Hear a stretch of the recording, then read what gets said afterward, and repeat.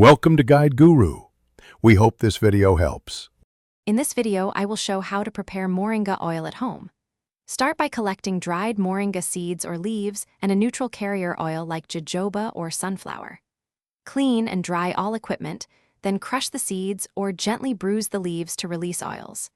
Combine plant material with oil in a clean jar, seal tightly, and place in a warm, sunny spot to infuse for several weeks, shaking daily.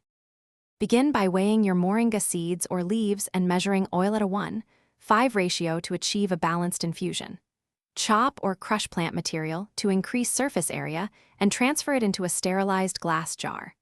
Pour oil until all material is fully submerged to prevent mold.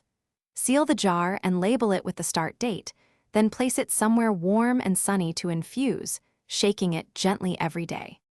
When your infusion reaches the desired scent and color after 2 to 6 weeks, set up a clean area to filter the oil.